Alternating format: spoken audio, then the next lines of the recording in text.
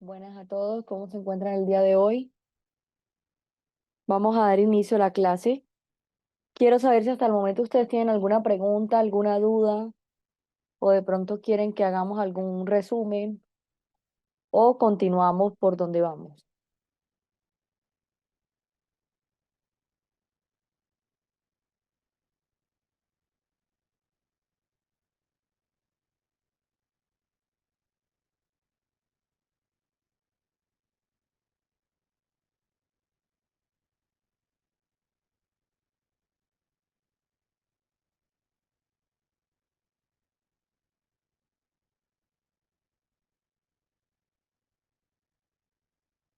Continuamos, dicen los demás. Perfecto.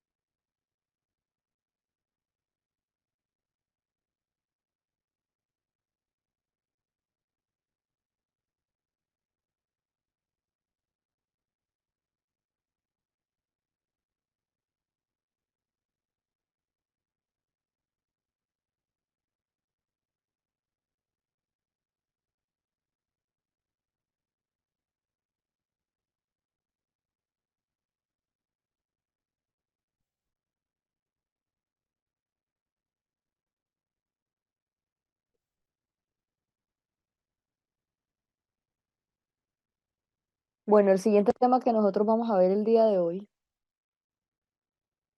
es el módulo 4, ¿no? No sé si ustedes recuerdan en que el módulo 4 tenía que ver con el comportamiento suicida eh,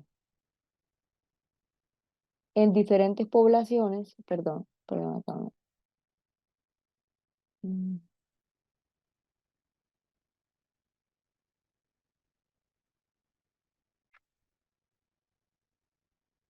Perdón. El siguiente módulo que vamos a ver a continuación es el módulo que corresponde a las herramientas para el abordaje del comportamiento suicida, ¿no?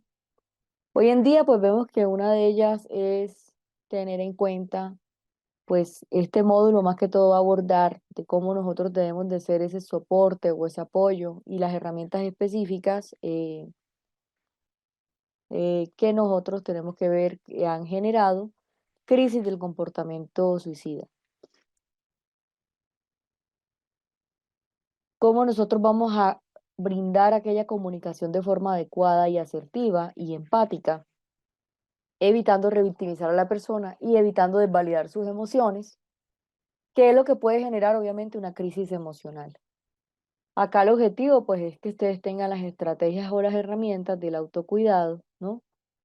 Para que puedan, digamos, hacerlo de forma adecuada, teniendo en cuenta todas las características del autocuidado, todos estos elementos que nosotros hablamos en lo personal, la importancia, ¿no? Digamos, de la importancia de esa educación humanizada, las habilidades para la vida, cuáles son las habilidades para nosotros abordar o prevenir el suicidio, contextos, ¿no? Uno de los elementos también es la psicoeducación, que es el elemento que se brinda tanto a los familiares sobre el suicidio como a los cuidadores, ¿no? Entonces, bueno, en el primero, pues digamos que las herramientas para el abordaje en cuanto a la parte emocional, ustedes saben que el suicidio pues es una situación insoportable, ¿no? Que va a generar un dolor crónico y que obviamente pues la persona también va a presentar como un dolor, digamos, de forma psicológica muy alta. Y acá pues la idea es que ustedes ayuden y sean ese apoyo para reducir el sufrimiento de esa persona, ¿no? Y que digamos que en vez de que la persona esté pensamiento o tenga pensamientos o dudas sobre elegir morir, pues elija vivir.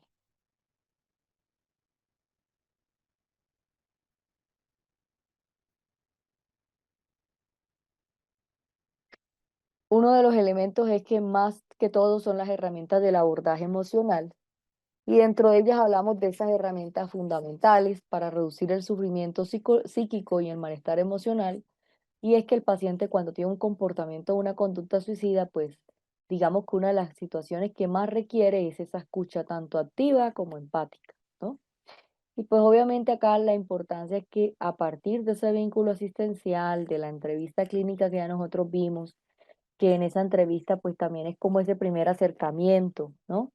Y obviamente la idea de la entrevista es que la persona pues se motive tan, digamos, a la intervención como tal, pues del problema o de lo que le está sucediendo, que a través también de esa exploración física y también de esa contención emocional terapéutica.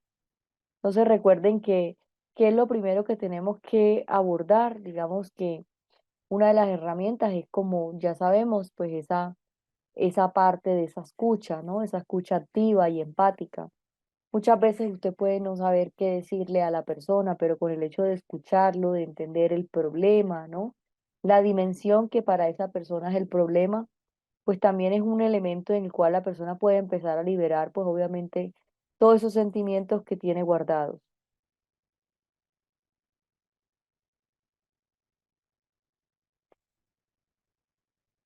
Otro de los elementos es el riesgo, por ejemplo, cuando la persona pues obviamente tiene esa crisis y uno de los elementos es que muchas veces también nos genera miedo o preocupación, cómo actuar, ¿no? O qué decir cuando una persona pues está pasando por una situación emocional alta, ¿no? Que muchas veces ustedes pueden pensar que esto va a aumentar el riesgo, pero pues realmente no va a aumentar el riesgo porque pues acá la idea no es que nos centremos en dar un consejo o en desvalidar una emoción, sino simplemente en escuchar a esa persona y ver, digamos, a través de lo que me cuenta, de cómo se siente, de cómo ve la solución a sus problemas, pues pueda abordarlo adecuadamente, ¿no? Y buscar, pues, esa solución adecuadamente. Pero el papel por el que está usted no es para solucionar el problema.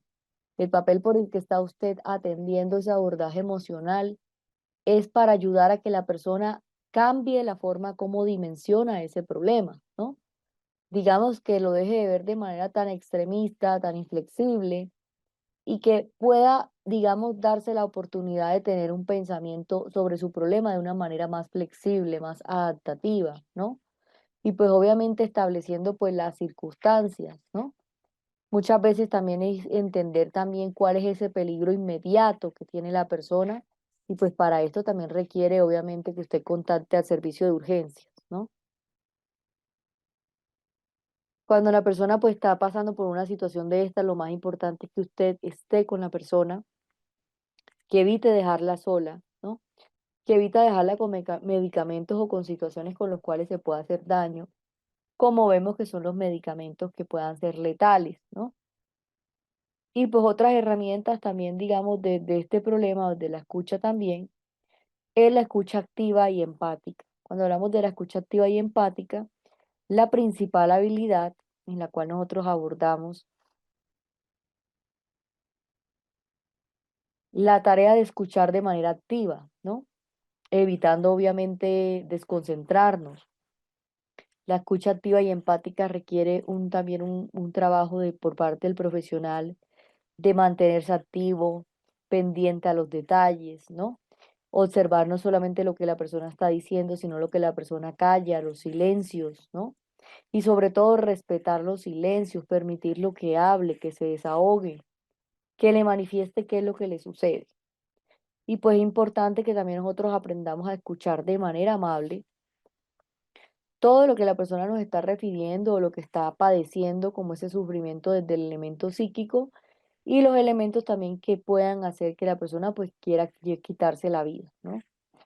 En cuanto a esto, pues también hay que tener en cuenta pues el contacto visual, la adecuada actitud corporal, ¿no? Cómo nosotros prestamos atención a lo que el paciente está expresando, a la verdadera escucha empática y compasiva y pues obviamente ese efecto terapéutico. Recuerden que una de las herramientas es la escucha y cuando también hablamos de la escucha es esa habilidad en la cual nosotros escuchamos, ¿no? Que simplemente respetamos, que le damos el tiempo a la persona que pueda expresar, que pueda tener un silencio, callar, que pueda, digamos, tener como su tiempo para poder hablar en su ritmo y en su tiempo que lo desee, ¿no? Y para esto también es importante que no apresuremos a la persona a que nos comente o a que nos hable, ¿no? Recuerden que la persona está pasando por un sufrimiento psíquico por el cual está pensando en quitarse la vida, está teniendo un contacto también de forma visual y que obviamente pues notamos que en cuanto a la parte corporal también está empezando a expresar desde la escucha compasiva y va teniendo un efecto terapéutico. Ahora otro de los elementos importantes es el vínculo asistencial. Cuando nosotros hablamos del vínculo asistencial, es esa característica, yo creo que es de las más importantes en el abordaje de la intervención, porque el vínculo es, digamos, la forma como usted va a abordar, ¿no? Va a tener ese enlace, ese vínculo en esa atención. Y pues obviamente esto es un elemento porque el vínculo asistencial es algo que se construye mutuamente a lo largo de un tiempo y que va generando un conocimiento en el entorno y especialmente en la familia, ¿no? Todos los contextos que notamos culturales desde la importancia. El vínculo terapéutico ya es cuando digamos que hay una confianza entre un paciente y un terapeuta, y esto se logra pues obviamente a través de la empatía, ¿no? De la compasión, del respeto que tiene tanto el terapeuta por ese paciente como el paciente por el terapeuta. Esa confianza también, digamos, esa competencia también. Pero el vínculo asistencial es algo más allá, es algo que los une de forma asertiva en el cual tienen como un espacio seguro para poder hablar, para no juzgar, para no emitir juicios, ¿no? Y obviamente hace que ese paciente se sienta en esa confianza de expresar ese malestar emocional y lograr, pues obviamente, esa adherencia al tratamiento.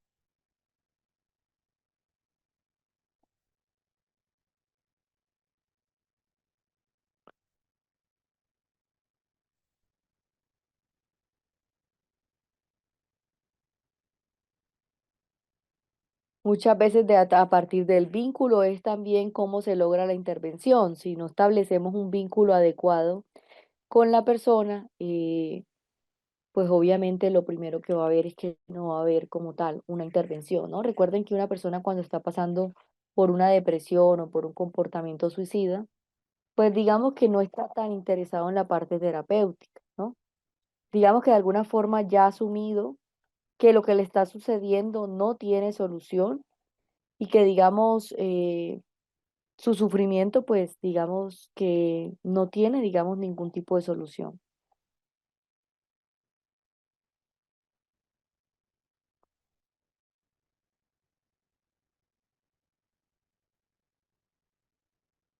Recuerden que el vínculo terapéutico también es no solamente ese vínculo es el que motiva también a esa confianza, digamos que ambos quieran lograr, digamos, esos objetivos en común, ¿no? Entonces, digamos que el primer paso, pues, es la empatía y que muchas veces ese vínculo terapéutico inicia construyéndose desde el momento cuando la persona llega a la entrevista psicológica, ¿no?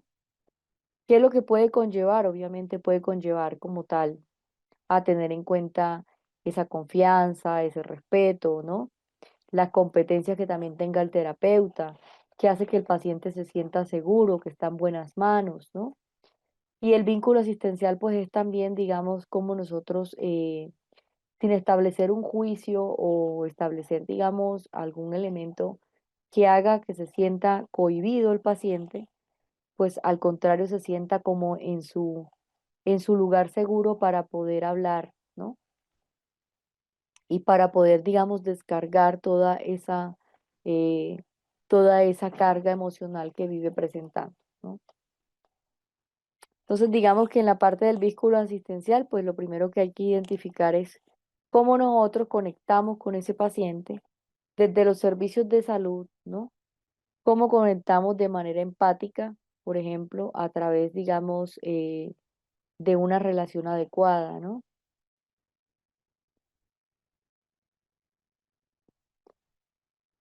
cómo nosotros también logramos brindar esa importancia y pues obviamente que la persona pues también en ese momento pueda expresar su malestar, pero también que trabaje sobre cómo mejorar, ¿no?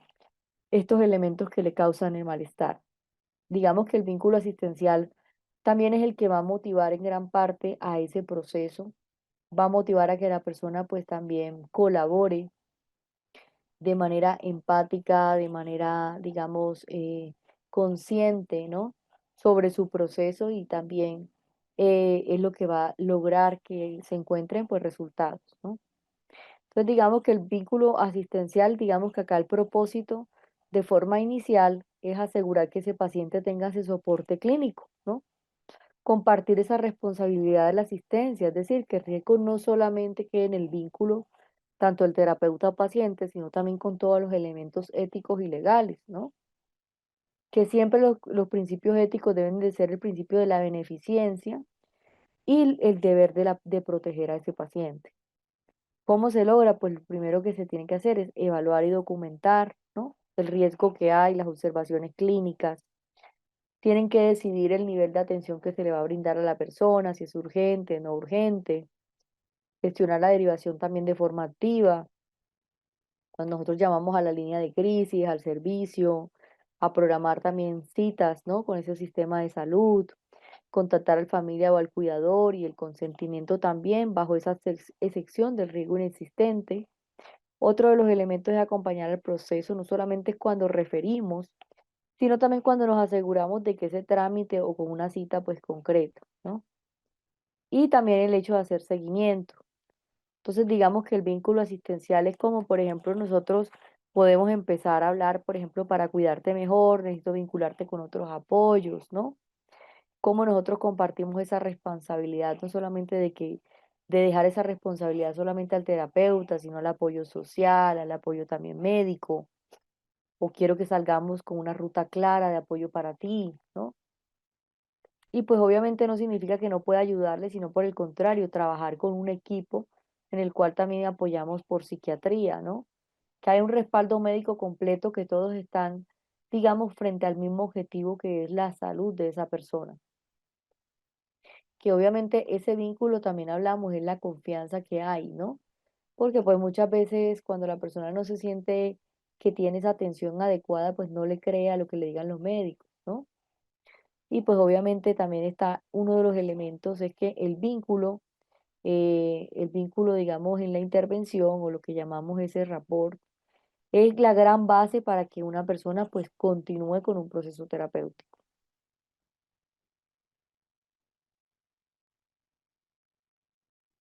No sé si hasta el momento tienen alguna pregunta o alguna duda.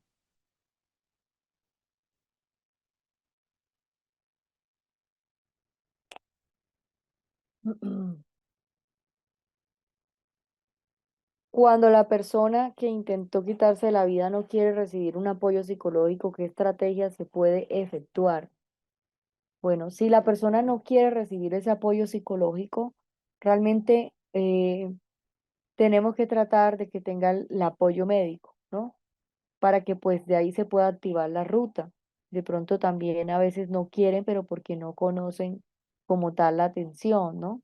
O de pronto es insuficiente solamente el apoyo psicológico, puede que necesite como tal una cobertura más amplia, como la cobertura de médicos, de psiquiatras, ¿no? Siempre que maneja para ir al psicólogo debe estar dispuesto para ser atendido, pues puede que muchas veces no quiere ser atendido, ¿no? Pero pues uno de los elementos que se puede abordar es el compromiso por la parte terapéutica, para no abandonar el proceso cuando la persona ya se sienta bien, ¿no? Que muchas veces este es uno de los riesgos más altos que ocurren y es que cuando la persona se siente bien, lo primero que hace es salir o terminar la terapia psicológica y vuelve a recaer el estado emocional. Cuando hay esos casos lo mandan a psiquiatría a conversar con pacientes en casos de suicidio. Pues cuando pasa esto, lo que sucede es que el psiquiatra hace su propia valoración y manda un medicamento, ¿no? Y hace un seguimiento, pues obviamente, desde la parte del medicamento.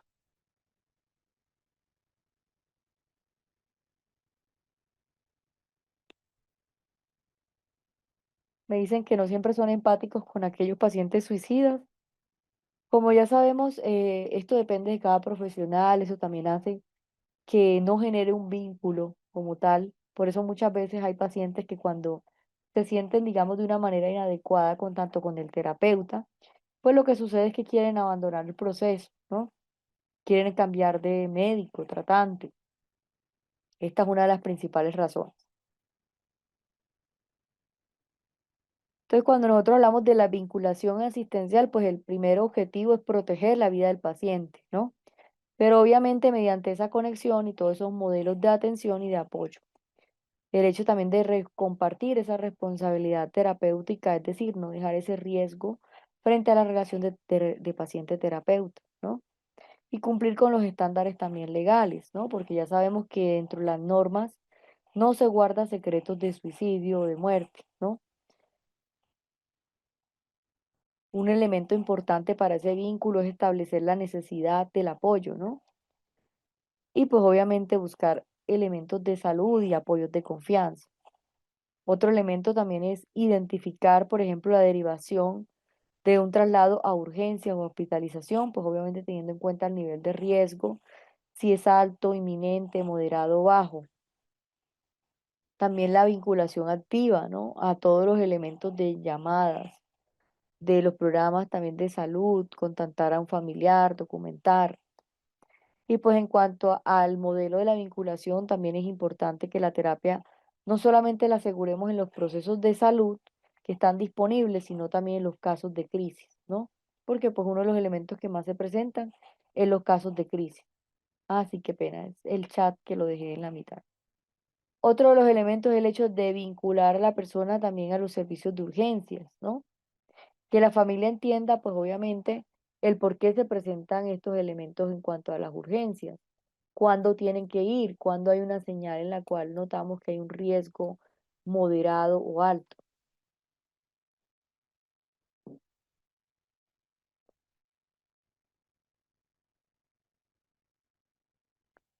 En cuanto a los recursos, pues hay muchas líneas que se pueden brindar desde el teléfono, muchos elementos que hay en la línea de la vida, ¿no? Y todos estos elementos pues también ayudan a que la persona pues tengamos en cuenta eso. Ahora vamos a continuar. Cuando hablamos de la entrevista clínica, yo creo que ustedes, nosotros vimos un módulo en el segundo módulo que hablábamos de la entrevista clínica. Y miren que no es solamente una entrevista en la cual nosotros vamos a recolectar esa información, ¿no? Sino que es el primer momento en el cual va a haber ese contacto con ese paciente. Sí, muchas veces esa entrevista clínica, para que la persona pues pueda responder la información, es porque la persona de alguna manera está motivada con el proceso terapéutico, siente que se está construyendo un vínculo asistencial, ¿no? Y obviamente la idea pues es el efecto, digamos, de la intervención, pues en su caso, ¿no? Eh,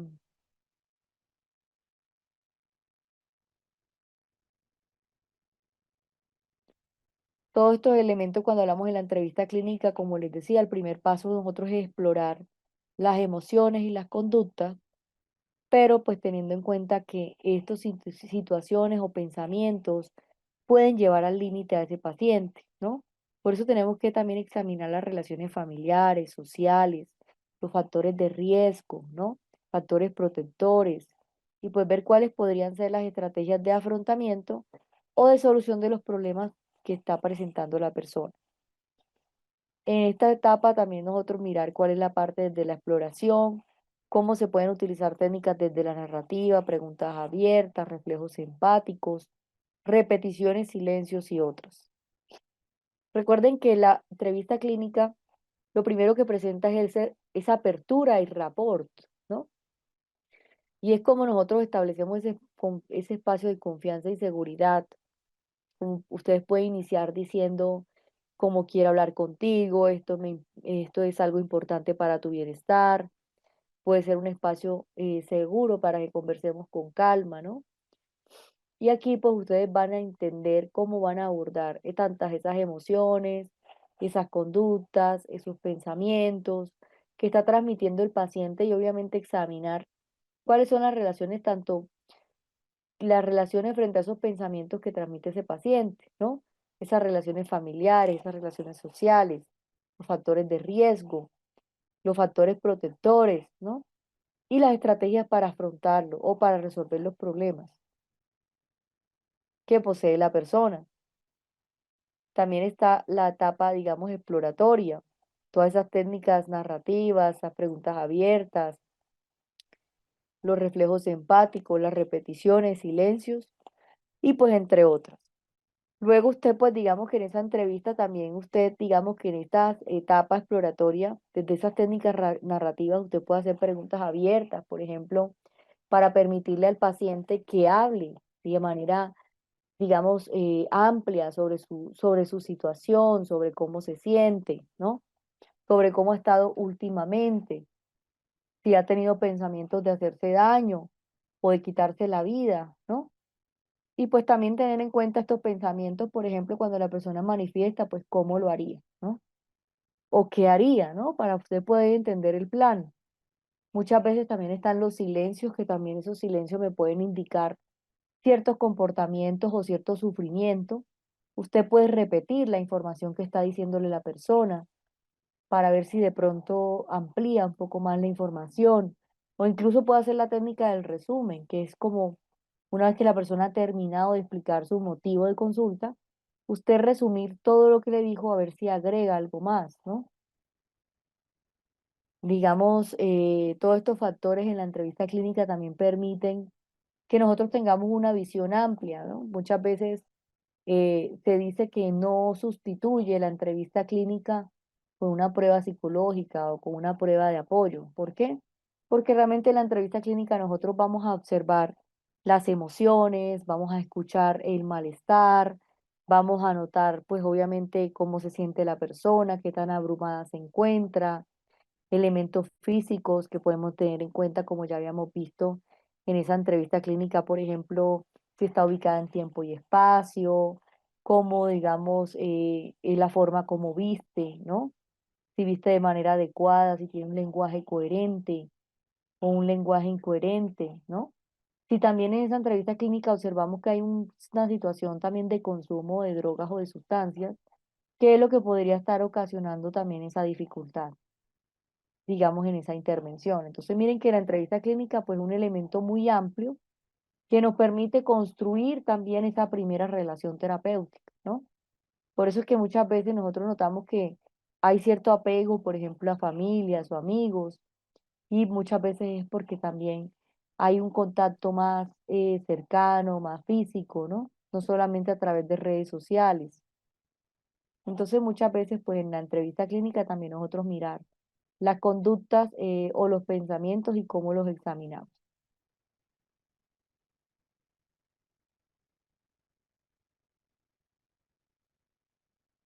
Digamos que en los elementos de la evaluación y los factores de riesgo, pues lo primero también que hay que mirar en la entrevista clínica es todos los elementos que también nos pueden, digamos, ampliar sobre ese malestar o sobre ese motivo de consulta, ¿no? Todos los elementos, si hay consumo de sustancias, si ha tenido historial de suicidio anteriormente, cómo es su alimentación o su sueño, sí, cómo es sus relaciones sociales, ¿no? La desesperanza, culpa o si siente anedonia. Y si también la persona está pasando por un trastorno psiquiátrico o una depresión también, una psicosis, ¿no? O cambios en su estado de ánimo. Entonces la entrevista clínica pues también nos va a dar una exploración, por ejemplo, en el caso de la persona cuando tiene un trastorno de personalidad como límite, pues vamos a notar cambios en su estado de ánimo. O cuando notamos en la persona que es bipolar, vamos a notar esa verborrea alta, básicamente en la fase de euforia, ¿no? O cuando una persona está presentando una situación como es el caso de la depresión, pues vamos a notar también una tristeza, ¿no? Una tristeza lo va a manifestar, se le va a notar esa tristeza, esa desmotivación. Entonces miren que muchas veces en la entrevista clínica pues es un elemento de los más claves y que no lo sustituye ninguna prueba psicológica porque ninguna prueba psicológica va a dar cuenta de lo que le sucedió a la persona, ¿no? De manera amplia sobre lo que le pasa, sobre su problema.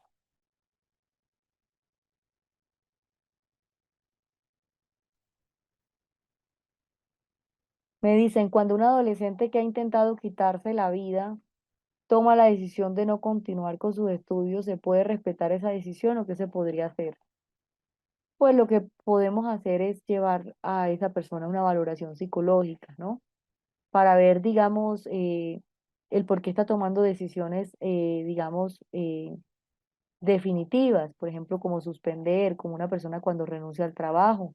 También me podría indicar que podría estar pensando o planeando hacerse daño, ¿no? Lo más conveniente es que la persona, pues, no se, de alguna forma no se sienta, digamos, presionada, pero que sí revisar qué es lo que podría estar sucediendo para abordar de pronto el por qué está tomando ese comportamiento, ¿no?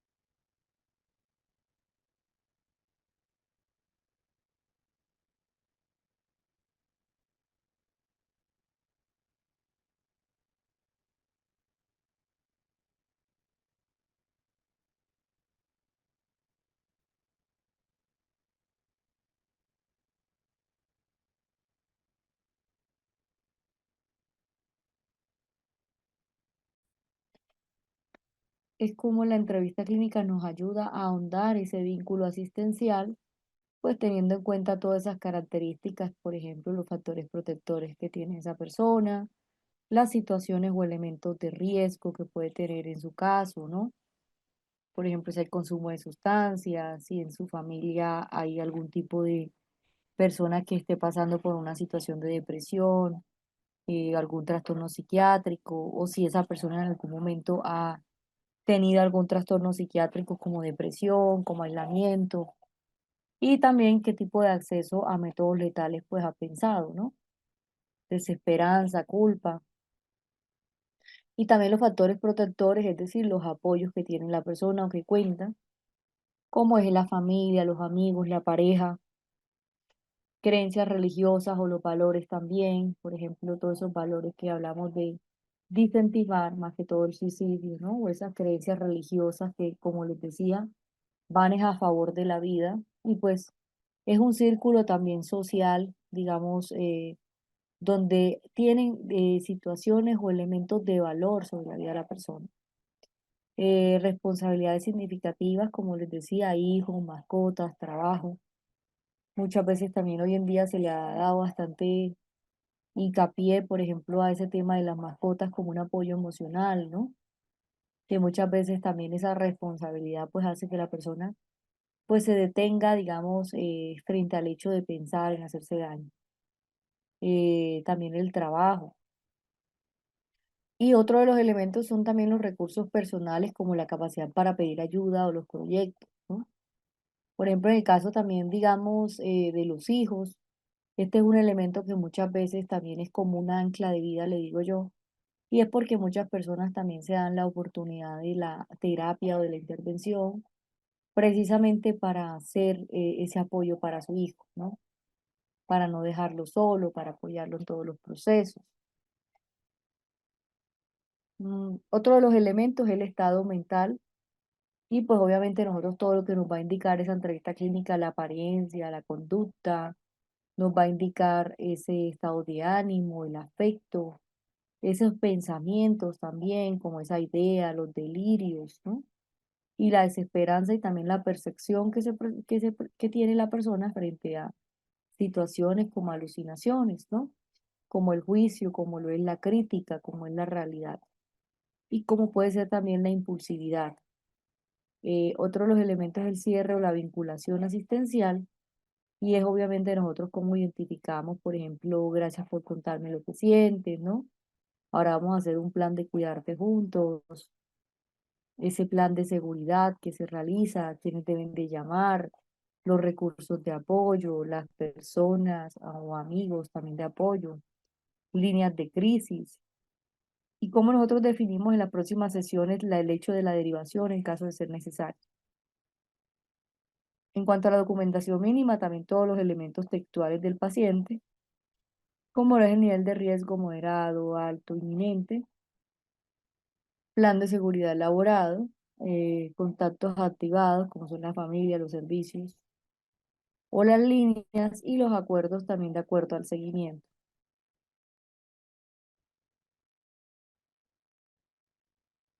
En cuanto a la lista clínica, como les decía, una parte importante es la fase de la resolución y obviamente el hecho de también realizar esa devolución y valoración del problema por parte de ese profesional, ¿no?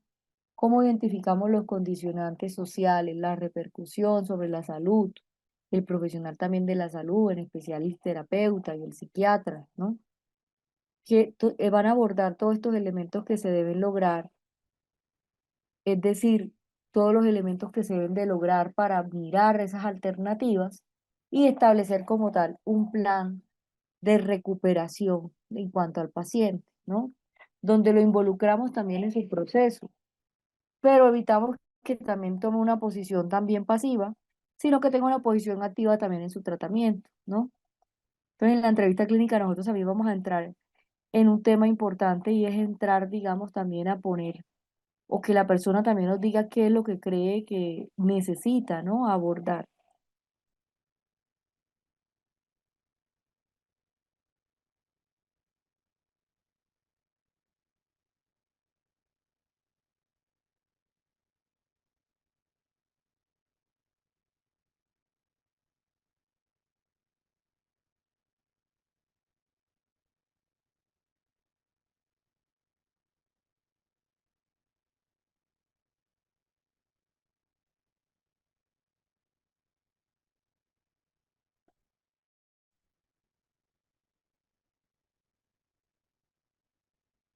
Por acá me dicen, soy un acompañante terapéutico y, con un paciente que tiene una esquizofrenia y tuvo un intento de suicidio con pastillas.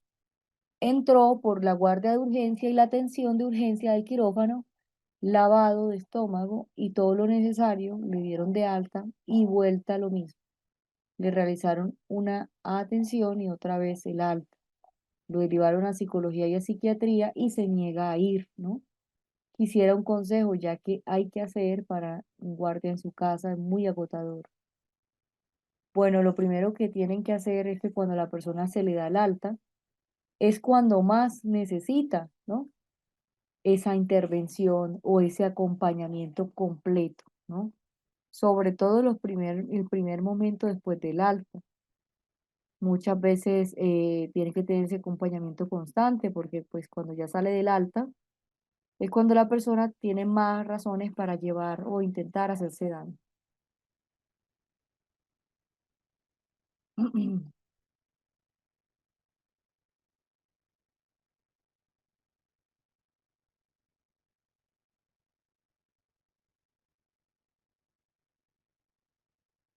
¿Alguna pregunta o alguna duda?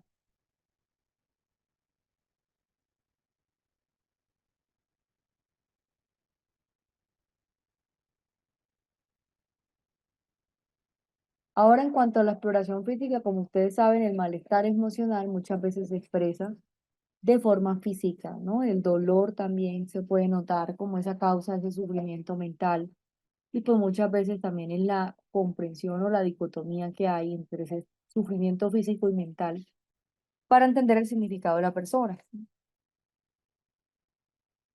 El examen físico, como saben, es algo médicamente, es algo que más que todo lo utilizan los médicos, ¿no? Nosotros como terapeutas, ¿qué podemos hacer? Es mirar, por ejemplo, si la persona se le nota que ha disminuido de peso, ¿no? Nos apoya también a mirar, por ejemplo, si está en un estado de agitación, cómo permitimos que la persona tome o se regule sus emociones, se tranquilice, ¿no? Obviamente, en lugar de ese malestar, también es fortalecer ese vínculo terapéutico. Y pues muchas veces, a veces se puede requerir incluso un contacto físico respetuoso, como cogerle la mano, tocar el hombro, ¿no?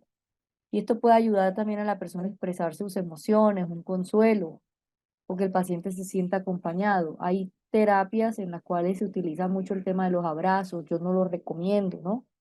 pero pues muchas veces también esa parte, digamos, del acompañamiento también se puede expresar, por ejemplo, ofreciendo un pañuelo, un vaso de agua, ¿no? Una aromática. Muchas veces puede hacer que la persona pues libere también ciertas emociones y pueda tener la oportunidad, digamos, de sentirse apoyada o acompañada, ¿no? Y digamos que en la parte de las manifestaciones físicas, como ustedes saben, pues cuando una persona está pasando por una situación de depresión o de suicidio, pues lo primero que notamos es esa alta intensidad de sus emociones, como tristeza, ¿no? Se observa, por ejemplo, a través del llanto, se observa a través de las emociones, cómo refleja la persona las emociones, cómo la persona también está mostrando, por ejemplo, la forma como habla, ¿no? El tono de voz, el ritmo para hablar y la energía que se le nota que expresa, ¿no? Físicamente también podemos notar, por ejemplo, si la persona tiene situaciones en las cuales tenga como hábitos, digamos, de salud, ¿no? Por ejemplo, saludables, como higiene, o si notamos que la persona se observa como descuidada, ¿no?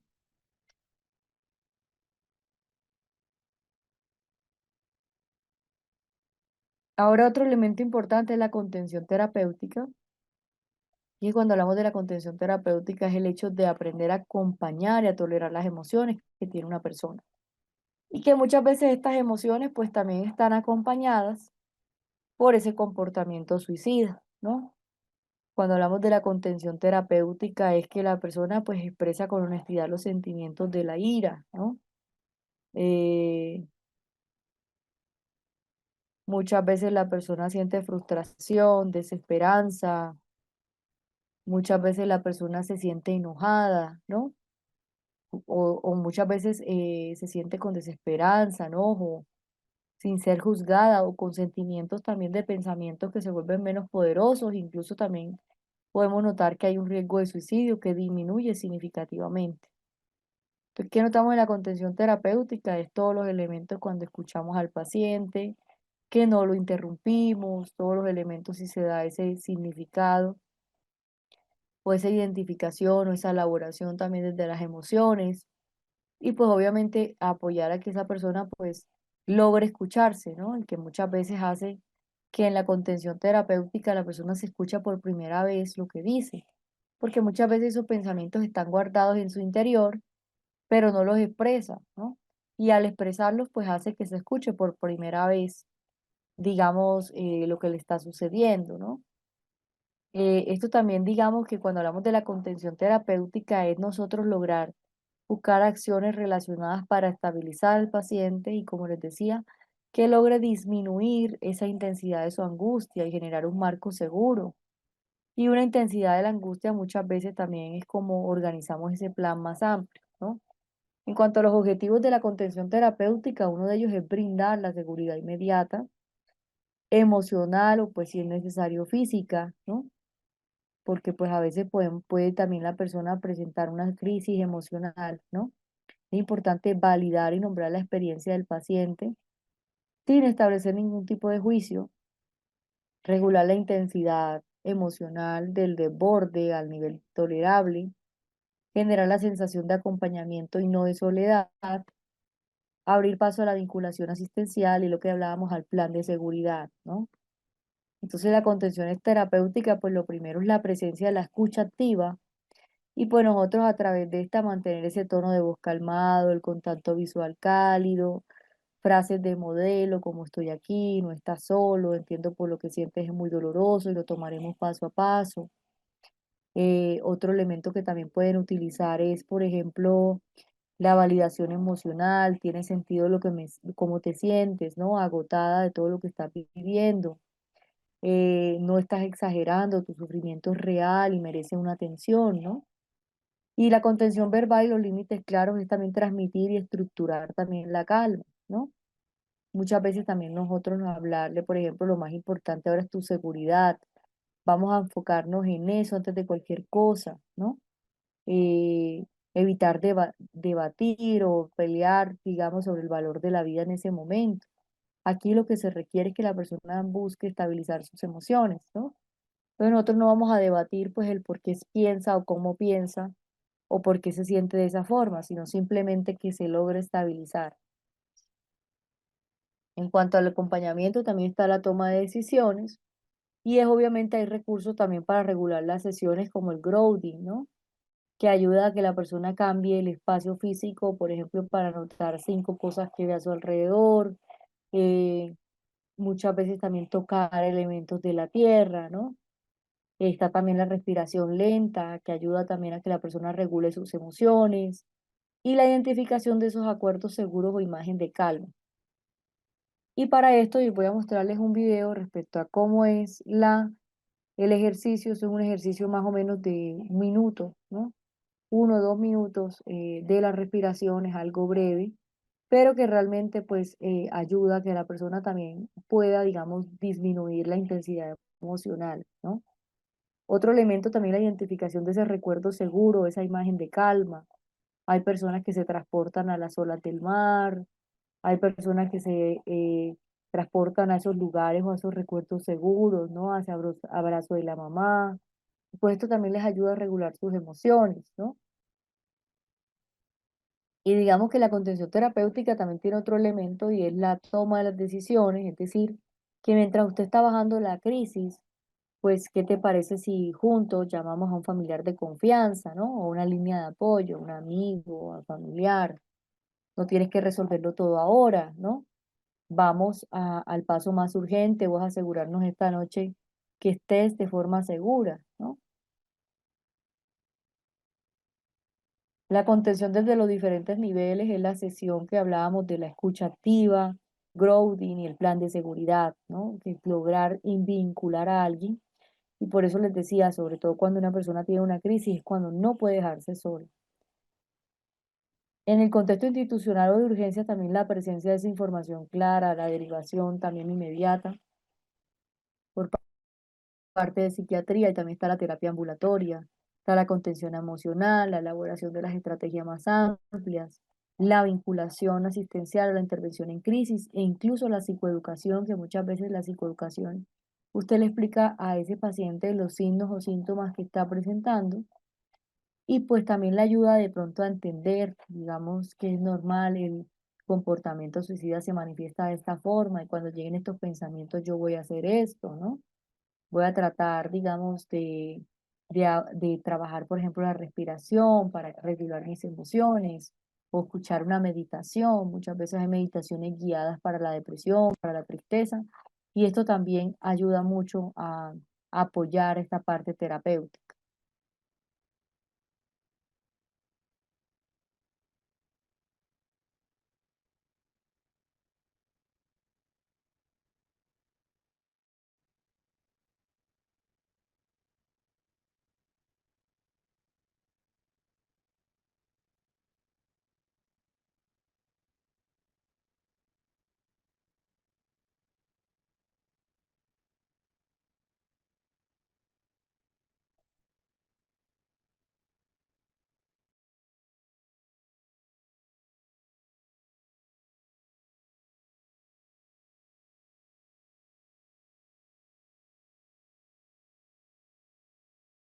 Bueno, entonces, como les decía, la contención terapéutica es ese espacio en que nosotros no interrumpimos al paciente y permitimos que hable, que desahogue, que nos cuente, ¿no? Pero pues acá la idea principal es que logre tranquilizarse, ¿no? Porque está en una situación, en un momento de angustia, que hable, digamos, de sus emociones, pero lo principal es que no se preocupe por buscar inmediatamente una solución.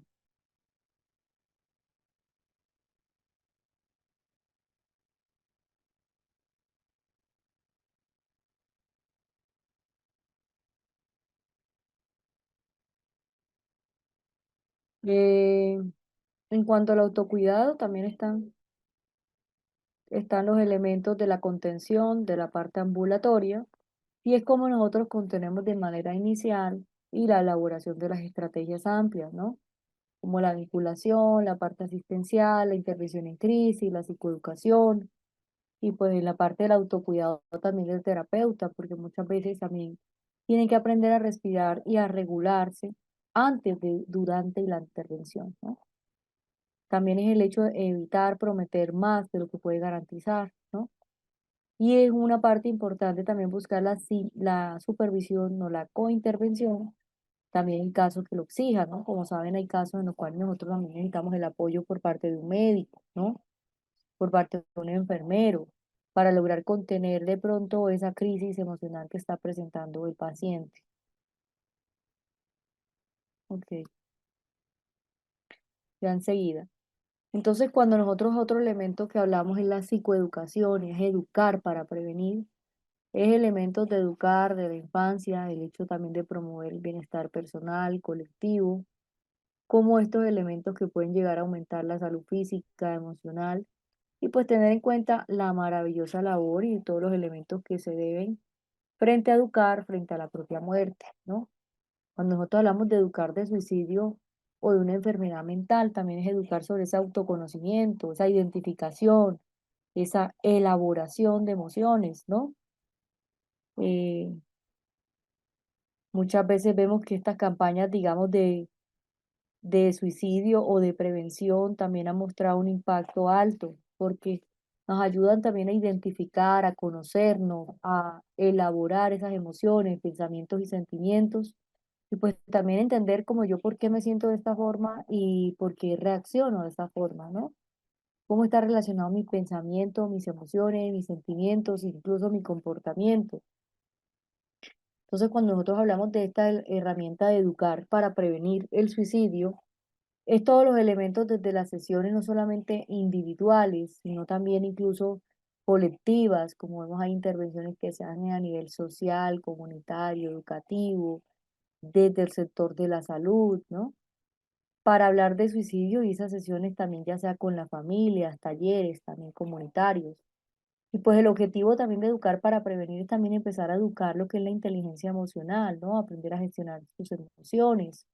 Muchas veces si nosotros tuviéramos esta educación desde la infancia y tengamos una promoción del bienestar personal y colectivo, pues vamos a ayudar a aumentar la salud física y también emocional. Otro de los elementos desde la educación preventiva es el hecho de reducir el estigma y es obviamente cuando nosotros notamos que alrededor del suicidio y la salud mental, pues uno de los elementos es la educación preventiva, ¿no? El hecho de promover la identificación, también la parte temprana desde las señales de alarma. ¿Cómo nosotros promovemos esa identificación temprana? ¿Cómo damos esas herramientas prácticas para apoyar a alguien en crisis, ¿no? A difundir los recursos de ayuda asequibles o confiables. Y también fortalecer aquellos factores protectores como lo es la red de apoyo, como son los proyectos, como es el autocuidado, ¿no? En cuanto a los contenidos de la psicoeducación, uno de los elementos es desde los mitos y realidades, como nosotros hablamos de manera adecuada para reducir el riesgo de suicidio,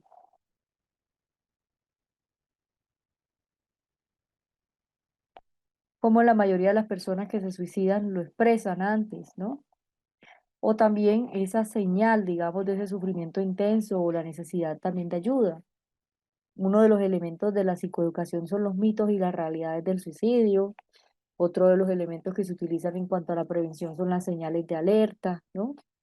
Cómo nosotros hablamos o escribimos sobre la muerte o el hecho de querer desaparecer, el aislamiento social, los cambios en el estado de ánimo, de comportamiento, las pertenencias, ¿no? Cuando la persona empieza a regalar elementos, por ejemplo, preciados, ¿no? O el abuso también de sustancias o de consumo. También otro elemento está el insomnio o problemas para dormir. Hay otros factores protectores que también ayudan a fortalecer esa educación desde la prevención, como son las redes de apoyo, la familia, los amigos, ¿no? Las comunidades. Muchas veces también esas redes de apoyo también entienden la gravedad de lo que hay en el suicidio. También cuando asisten a estos talleres y pues digamos que toman conciencia, ¿no? Otro de los elementos es la espiritualidad o las creencias positivas. Cómo nosotros abordamos estos elementos, ¿no? Las creencias positivas, la espiritualidad. Muchas veces pues la persona si no cree en Dios pues también puede mirar otros factores protectores como lo puede ser el deporte, como lo puede ser también la espiritualidad, como lo puede ser también valores personales, ¿no?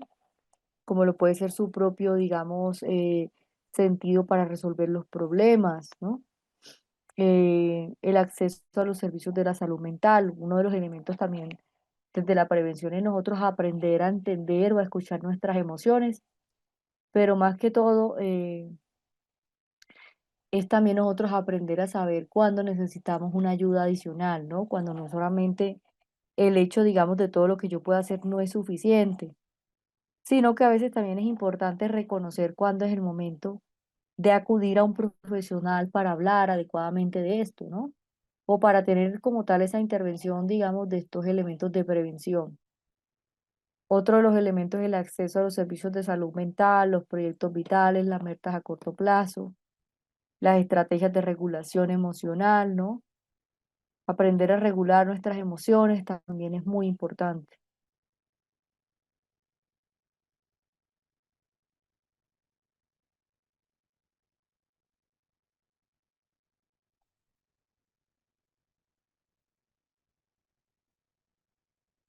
¿Cómo ayudar a alguien que está pasando por una situación de riesgo? Pues uno de ellos es también nosotros aprender a escuchar con calma, ¿no? Preguntar directamente, como que has pensado en hacerte daño o en quitarte la vida, no dejar solo a la persona en la crisis, buscar ayudas profesionales, activar las líneas de apoyo, retirar el acceso a los medios letales, como es la medicación, las armas, las sustancias, y pues todos los recursos que también tiene la persona, como son los recursos en Colombia para poder aprender o conocer, por ejemplo, a dónde llamar, ¿no? Que muchas veces a través de la educación, pues también nosotros volvemos a recordar cuáles son las líneas de atención de la salud mental.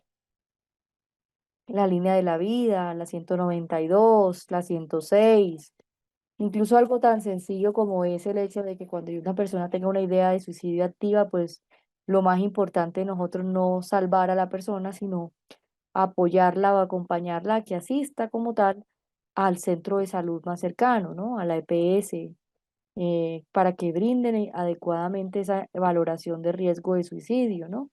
Con los profesionales y con todos las personas que van a brindar esa contención emocional y pues van a valorar el riesgo, ¿no? Van a identificar todos esos elementos que ya veníamos hablando, si hay otro tipo de trastornos mentales, ¿no? ¿Qué tipo, digamos, de situaciones está presentando o agravantes está presentando esa persona?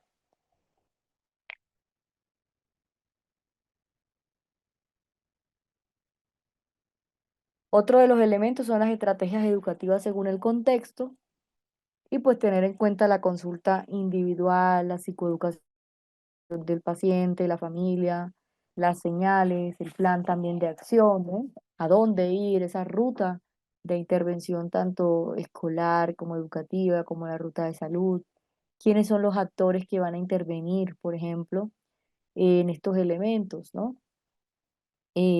También muchas veces hay talleres escolares o comunitarios sobre los mitos o las realidades y sobre cómo ayudar. También otros elementos son los medios de las campañas que pueden ver, utilizar esos mensajes, ya sea breves, claros, y ese, digamos, sin evitar, obviamente evitando ese tema del sensacionalismo o ese amarillismo, ¿no? Aquí lo importante es que hagamos énfasis en pedir ayuda y que es válido y que es eficaz, ¿no? Que está bien pedir ayuda, ¿no? Empezar a desmitificar mucho de ese tema, digamos, de la atención o de la intervención, por lo cual muchas veces hay personas que se cohíben de buscar una atención terapéutica, ¿no? O un apoyo, una atención médica.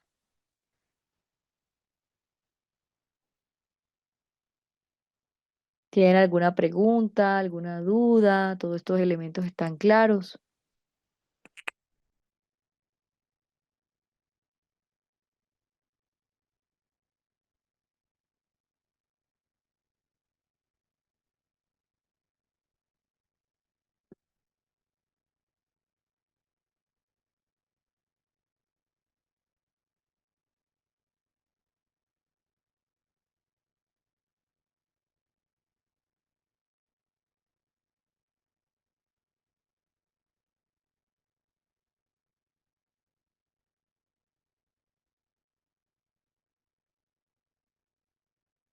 Y miren que también muchas veces estos elementos desde la prevención también dependen, obviamente, del contexto de la población. No es lo mismo hablar o hablar de la prevención de suicidio, por ejemplo, en casos de un joven, un adolescente. Ya sabemos que hay un riesgo de suicidio diferente en esta población. Uno de ellos es obviamente el consumo de drogas, de sustancias, las relaciones interpersonales, ¿no? Las rupturas de la pareja. En un adulto muchas veces también está el tema de las deudas, el tema económico, el desempleo. En un adulto puede presentar también otros elementos como lo es problemas a nivel, digamos, como matrimonios de su pareja, desempleo, algún tipo de depresión, una enfermedad mental, algún tipo de tema hormonal, ¿no? Muchas veces también está relacionado con traumas o situaciones o crisis que la persona no ha resuelto del pasado, ¿no? Por ejemplo, como un maltrato de pronto que vivió o percibió en su infancia o hace un tiempo. Y pues obviamente acá pues lo importante de nosotros es entender qué situaciones están ocurriendo y pues obviamente cómo se debe de abordar adecuadamente, pues básicamente esto frente a cada población. Miren que en el caso del adulto mayor está también esa pérdida del disfrute, ¿no? Porque pues muchas veces también la persona también se hace autorreproches sobre, por ejemplo, ¿por qué no logré esto? ¿No? El adulto mayor también pasa por situaciones de duelo no resueltos. El adulto mayor muchas veces también tiene un conflicto y es el hecho de no acudir a la salud mental o a los servicios de salud mental porque van a pensar que estoy loco, ¿no? Entonces yo mejor no hablo del problema, pero sigo sufriendo el problema. Y un problema que pues obviamente puede ser algo tan sencillo como empezar a cambiar la forma de cómo yo veo mi vejez o cómo yo veo mi salud, ¿no? No se trata que nosotros seamos felices aceptando los cambios, sino que los aceptemos de forma adecuada, de forma resiliente, de forma adaptativa. Por ejemplo, cuando ustedes notan a una persona que está pasando por una situación, como es el caso de una enfermedad como el azúcar, ¿no? Muchas veces vemos que tienen como un tema de la batalla, digamos, frente a la dieta o frente a lo que deben comer o no. Y tienen esos elementos como esos pecados, por así decirlo. Pero realmente, pues, hay un tema ahí, digamos, clave y es esa resistencia a aceptar, pues, ese diagnóstico, ¿no?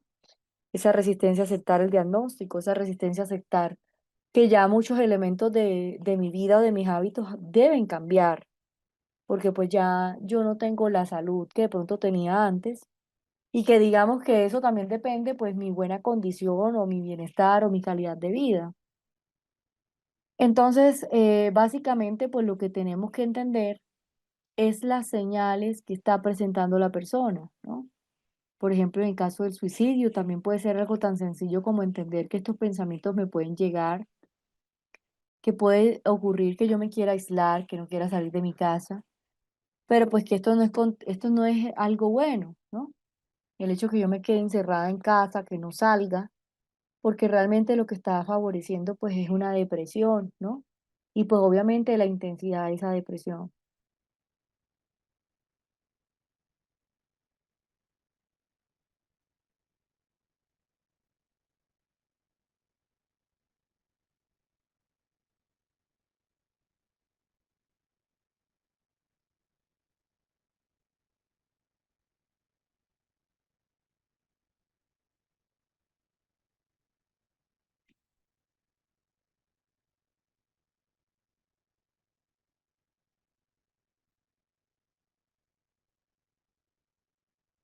El aislamiento, el sueño, todos los cambios que vimos a nivel físico, ¿no?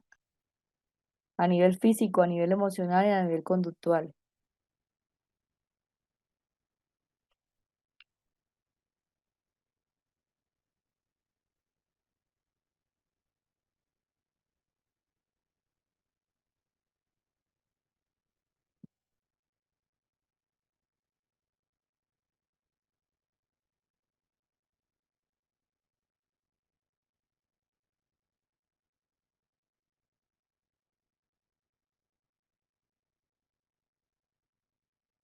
En cuanto a educar para prevenir, es el hecho también de hablar o abordar esa educación humanizada Y es que muchas veces están estos elementos de la educación, ¿no? Todos los elementos que hablábamos de instruir, esos hábitos de la vida, saludables, ¿no? La resolución también de los problemas, los conflictos, el manejo de las tensiones, del estrés.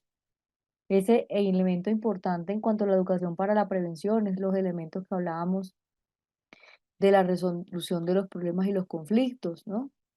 El manejo también de las tensiones y del estrés, la regulación emocional, la resiliencia y pues obviamente tener en cuenta cómo esto va a lograr una educación que reduzca también las muertes por suicidio, ¿no?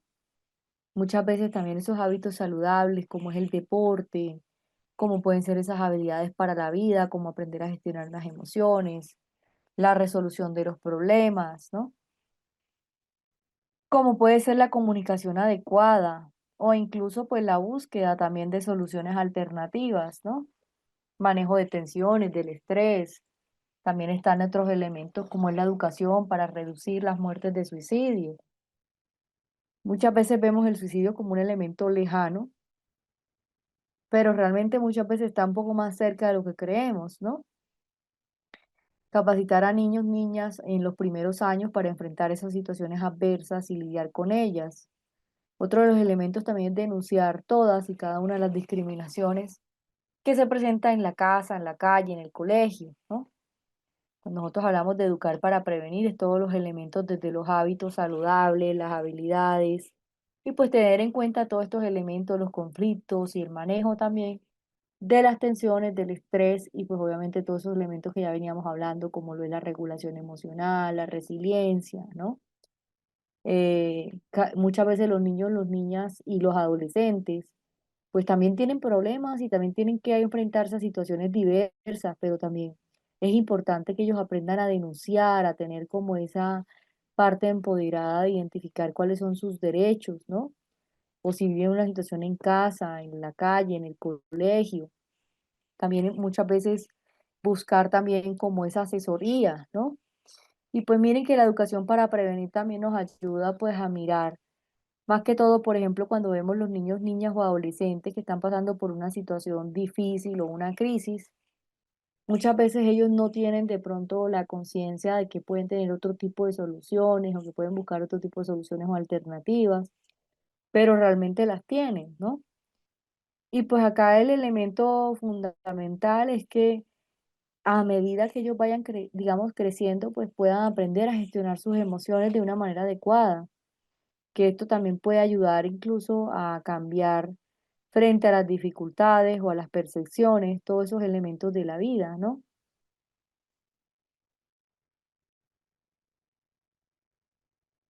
Todos estos elementos de la vida, como por ejemplo nosotros notamos estos elementos desde la prevención, estos elementos, digamos, desde la intervención en los niños, ¿no? Muchas veces también ellos aprender a tolerar la frustración y pues esto también los ayuda a poder, digamos, actuar de una manera adecuada y pues obviamente no por impulso. Muchas veces los niños tienen una situación emocional, es que ellos apenas tienen un cerebro emocional inmaduro y todavía no han alcanzado esa madurez emocional y pues muchas veces ellos ven las situaciones de forma extrema, ¿no? O que las soluciones pues tienen que ser de forma extrema.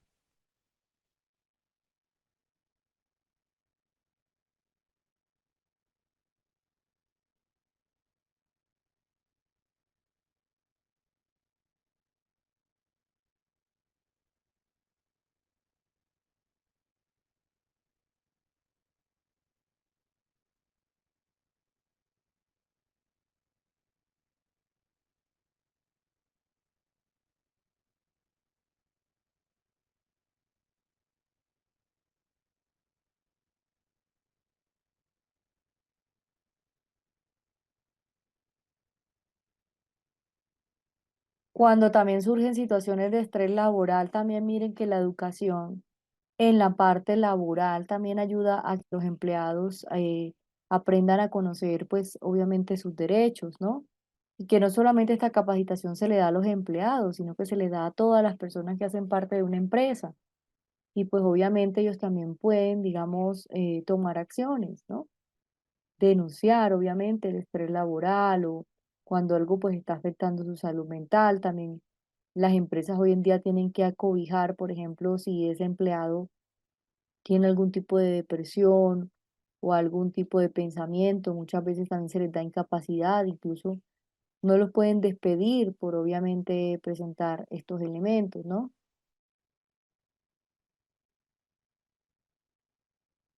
Muchas veces también las empresas, para que la persona sea productiva, se les brindan estas capacitaciones para gestionar el estrés, ¿no? Gestionar el tiempo, para evitar la sobrecarga laboral, ¿no?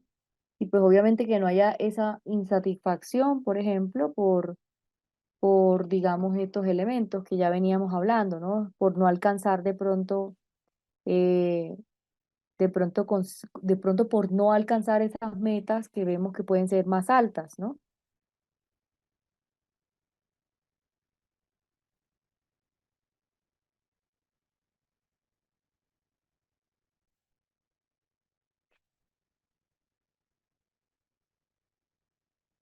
Muchas veces también por no alcanzar esas metas lo que hace es que la persona siente una frustración en el trabajo, una desmotivación.